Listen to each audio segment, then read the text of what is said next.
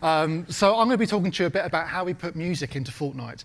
What we've been doing at Copper Candle recently is trying to develop an immersive experience inside the game, which allows emerging musicians to be able to perform their own music inside a campus to music. So you've got a bit of gamification, you've got a bit of storytelling. The idea is it's meant to be a place where you can discover your fans and the fans can discover the musicians. But rather than being, the Travis Scotts with 27 million people coming to see you, we're working with emerging artists, people who cannot find that voice. So I'm actually talking to you about the project we've just done with the CoSTAR Live Lab at Production Park. It's a fantastic project. I'm really glad to be able to tell you about it, even though it only finished a few weeks ago and we're still trying to bring all the data together. This is Michael Aldag. Has anyone ever heard of Michael Aldag? A couple of people have actually said that to me, and I was actually introduced to him by Peter Woodbridge with Music Futures at this conference last year. And he became our main artist for this really exciting project. The concept was, we need to be able to capture our musicians in potentially one of three of these environments. There's the people that are performing at home. We just need a little video that we can turn around, put into Fortnite as motion captured data. There's the controlled studio environment, but at a cost point much lower than the traditional motion capture studio. And the one that all of the companies that we work with told us we couldn't do is, can we capture a live gig? So that's going to a gig on a stage like this and trying to use motion capture equipment to capture them while they're doing their performance.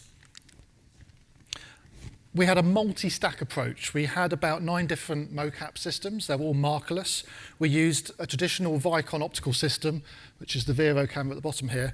That was our ground truth. After that, we were kind of assuming that the quality would be lower, but everything was Markerless. We did a lot of facial capture data that we captured separately. The idea was that we had all these systems running at once. We hit record on all of them, and then we shouted take or action, in fact. I'm not from the studio world, I'm from theatre. And then Michael would do his performance, and we'll get one version on all the different systems, and we can compare them to work out which was the best, which had the lowest latency, and we're also considering, which ones were easiest to set up, which ones were cheapest, which ones were most reliable. We also did a lot of facial capture animation sort of studies. We were looking mainly at Unreal versus Unreal, but in the context of whether it's a head rig or was it a camera that's a long way away. And the results we're still processing, but I can give you the subjective version.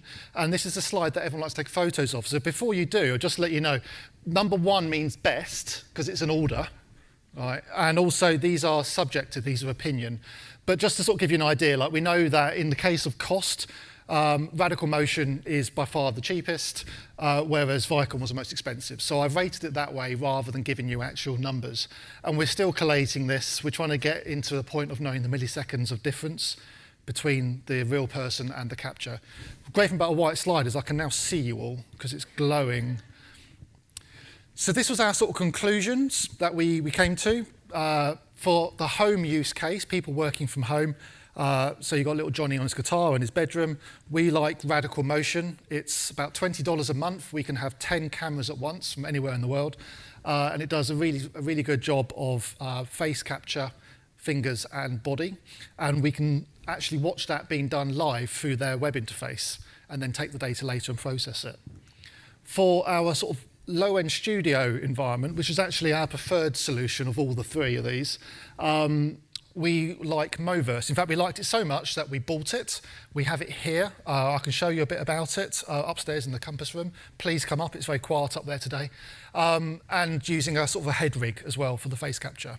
And then the system that we were told couldn't be done, a live gig, we threw everything at those cameras. We literally put all the lights on. They were flashing. They were going completely crazy. And we still couldn't break them. We were able to capture the musicians performing in full flashing lights. I'm a lighting designer. I can say things more intelligent about lighting, but I'm running out of time. So what's next? Well, Michael's done. He's done his bit. We're going to get him in Fortnite very soon. We have Holly New from Studio New upstairs in the campus room talking about how she designs the costumes. I really recommend coming and talking to her about that. She's got a VR headset. She'll demonstrate her process. And we'll have our virtual concerts published very soon in Fortnite.